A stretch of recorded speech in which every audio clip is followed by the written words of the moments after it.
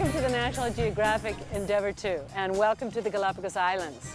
This week we are planning to explore a number of different islands, take trails, explore by zodiac, kayak, paddleboard. Galapagos is one of a kind. There's nothing like it on this earth. So we are very excited to have everybody on board and very excited to be starting a full week of adventure.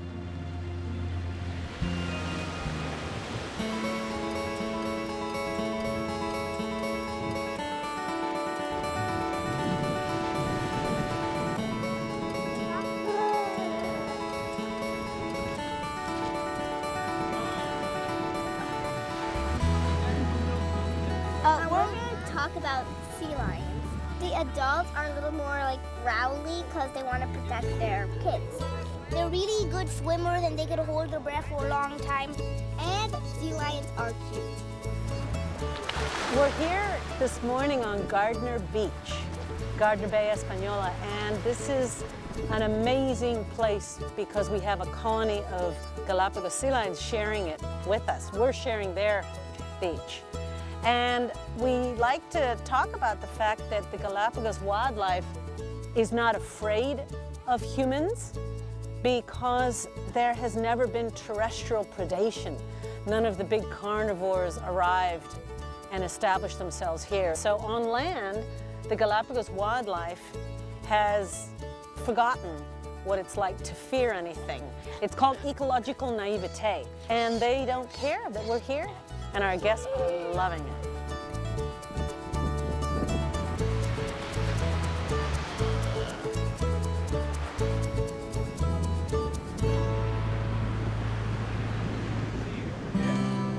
How do we know they're male?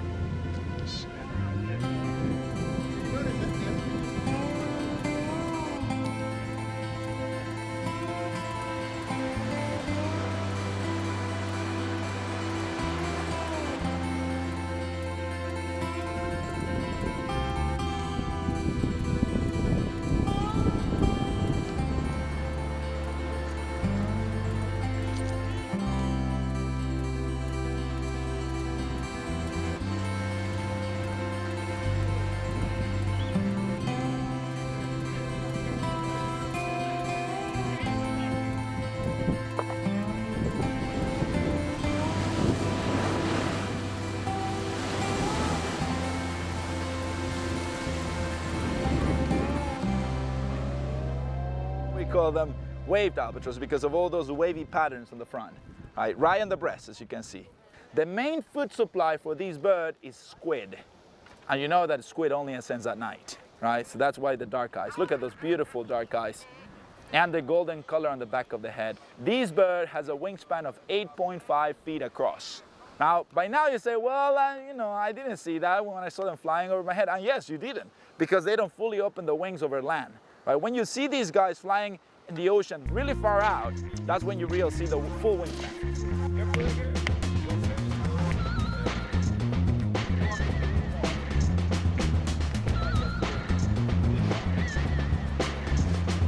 Incredible birds. This is my favorite bird in the Galapagos, one of my favorite birds in the world.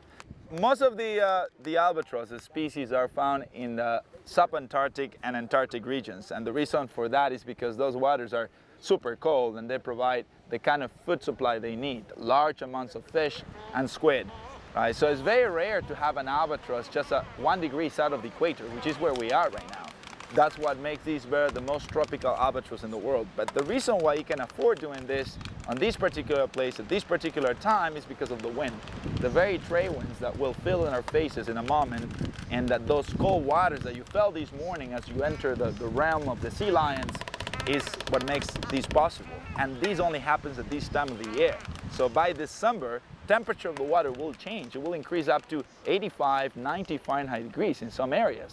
So productivity will drop. Those winds that will fill in a moment will also decrease their strength, and therefore these birds won't be able to fly around the Galapagos anymore. So they're forced to leave the islands for 4 months. So this is the right time, April till December. That's the most productive time of the year, and that is the time in which the albatross spend, well, their mating time here.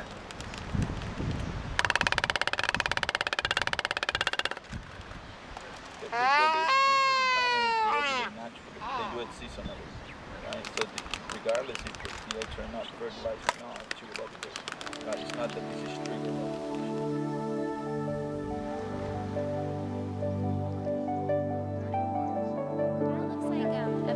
Obsidian a little bit. Yeah. That's my favorite rock. This one looks a little clearer right here. This is another one. It's like crystal, like that.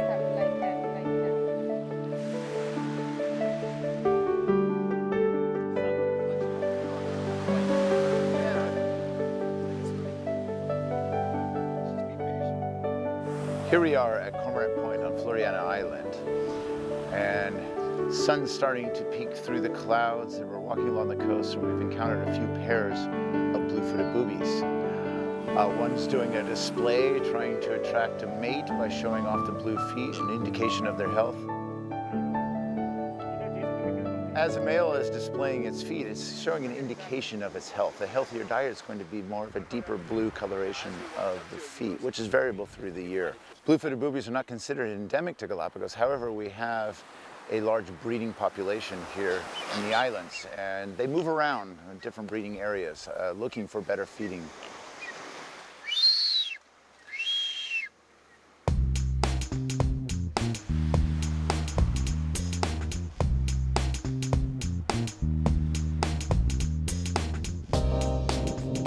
Floriana is one of the first populated islands by us humans, going all the way back to the early 1800s. And one reason why this was a very popular island is because we have a fresh water source consistent throughout the year. Being one of the first populated islands, it would make sense to have this as a meeting place in the Galapagos archipelago. We have a very special postal system here. It's a post barrel, which is an honor system. People will deliver letters that were left here, take them back to Europe, to South America, North America to be delivered. This is a tradition that has continued since the late 1700s. All the whaling ships, they started their activities on these islands first to get water and tortoises, go around the archipelago looking after whales, and then on the way back, they were stopping here again on their way back to UK. So there are different ways to do it. So I'll give you what's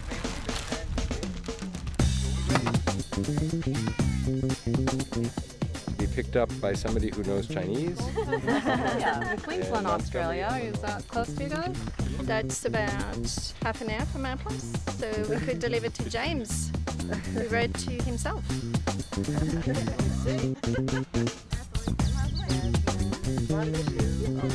Bluefoot boobies going to Florida.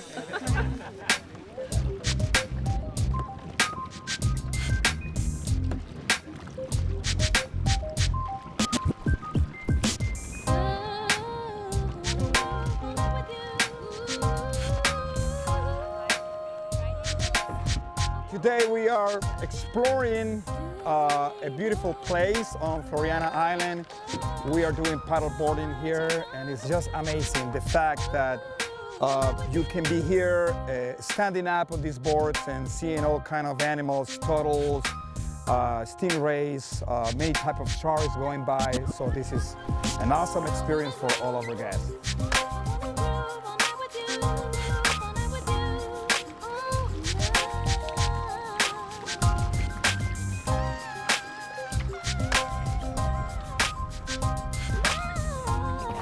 Magic. It's my birthday.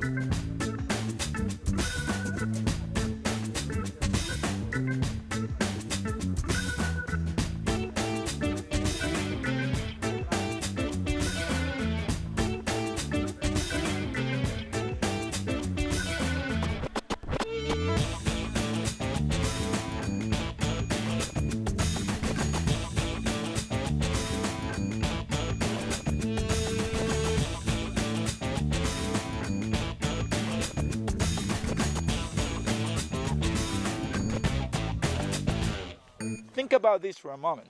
The only two places on the planet where you find giant tortoises, the Galapagos, and the other one is halfway across the world, is in the Seychelles Islands, in the Indian Ocean, close to Madagascar. And both of them happen to be archipelagos. So there might be a little coincidence there. Right? And a lot of people theorize today that tortoises used to occur in this particular state as giants on the continents. And they just kept their size once they arrived to these archipelagos, the Galapagos and the Seychelles.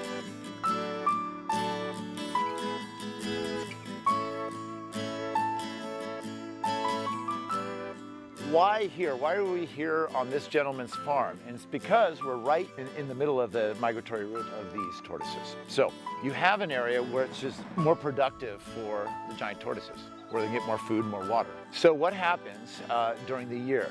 We're going into the cool season right now. You've just arrived, it's in the cool season. So the females, a good percentage of the females have already gone down, the ones that were fertilized, to the lowlands to build their nest and lay the eggs. As the females finish, they come back up here, and then we go into the rainy season. The males, they don't have to stay up there because of the food, because they can go down to the lowlands because there's more food because of the rainy season, and we're standing right in this area, which is the overlap area of the migration. So this is where the females and males will meet, copulation, fertilization, they break off, and then they go back into their different directions. And so this is a great place to get tortoises almost year-round because we're right in the middle of their migratory route here on Santa Cruz. This population is quite healthy.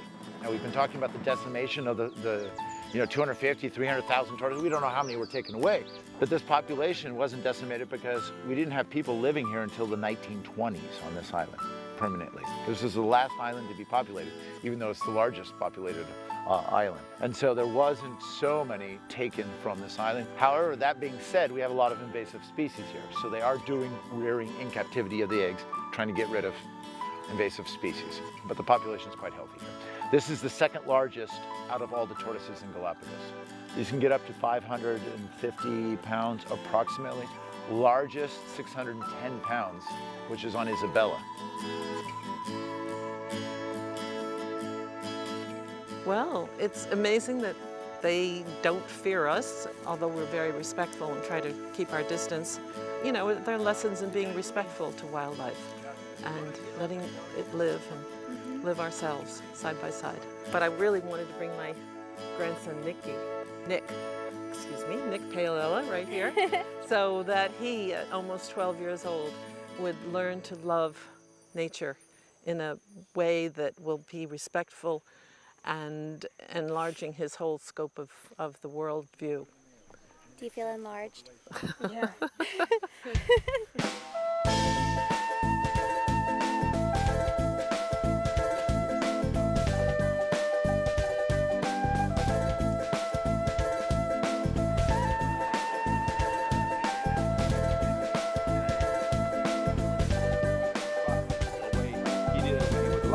So he does it still though the same way. He does not use machines. The beans are not burned completely. Exposed to the sun they burn, so the level of bitterness goes way up.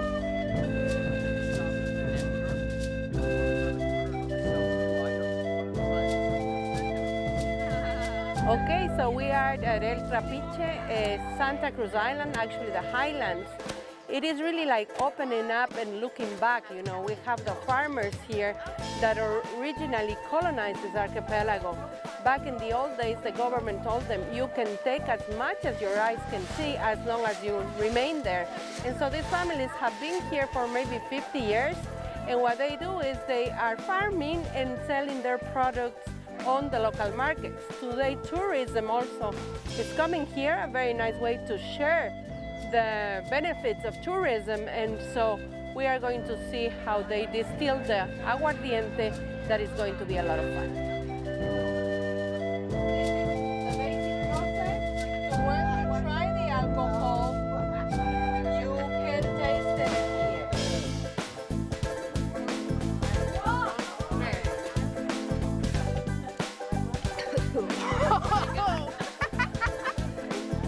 Thank you so much.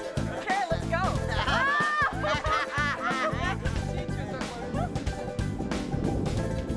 These marine iguanas are now very, very, very strong. They have the ability to go for years.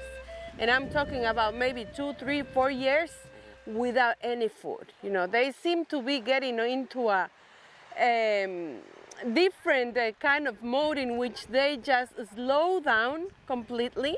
When they don't find anything to eat, they are able to make themselves smaller. It's not only that they are going to lose weight, that is going to be a normal consequence of not feeding, they have the ability to shrink their skeleton, the bone structure, 20%.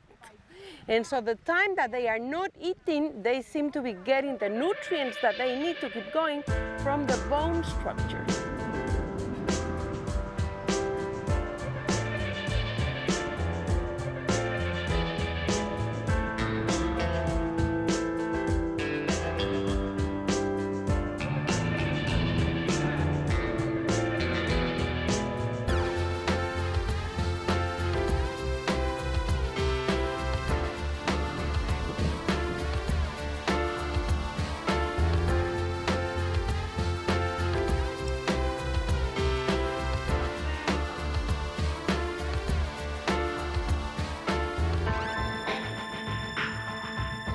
It is a male that is displaying mating colors. He needs to be seen by the females. You know, no female is going to be able to miss this guy. Very good looking guy, even though he's not that young anymore. You can see that the crest is beginning to fall to the sides. That will always be a sign of aging. He's fully grown. So how do you tell males from females apart? Females have darker colors. They don't really have that much red or orange. They are basically brown on top with some yellow underneath. Females will also be much smaller in size.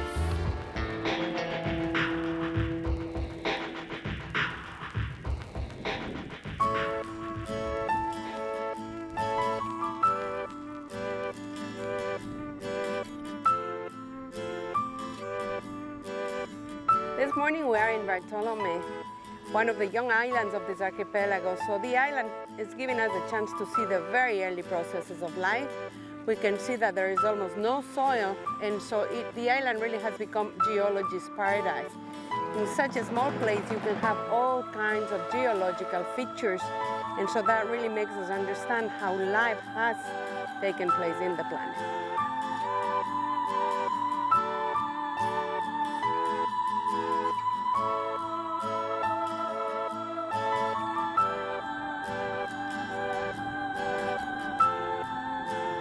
And so right now we are at the central part of the archipelago.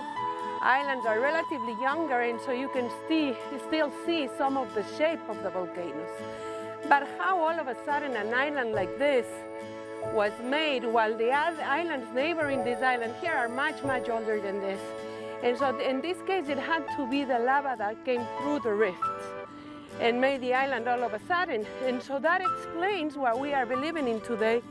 That is the mantle plume theory, which actually means that the hot spot is not longer stationary. The hot spot is also drifting. It drifts at a different speed, but it's actually also drifting. And so only by that, we can understand how a new island can be formed all of a sudden in a place where we're supposed to be disconnected from the hot spot. So that is really what is happening here.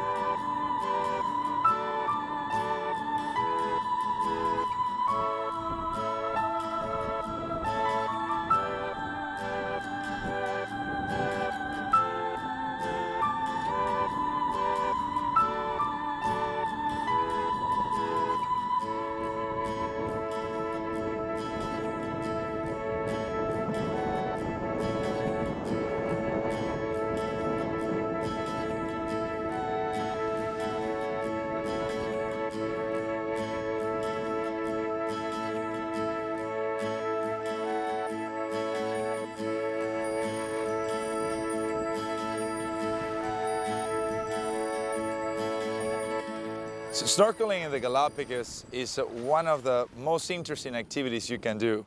definitely because of the amount of wildlife you find underwater, and that is due to the arrival of several currents that meet right here, 1 degree south of the equator. We have warm water currents that come from Sea of Cortez all the way down here. We have cold water that arrives from the very Antarctic continent all the way to the Galapagos, and we have upwellings that occur in the west. Because of this, you could be snorkeling with tropical fish that you could easily find in Central America with very cold water fish that you find near Tierra del Fuego. So that makes snorkeling in the Galapagos a one-in-a-lifetime experience.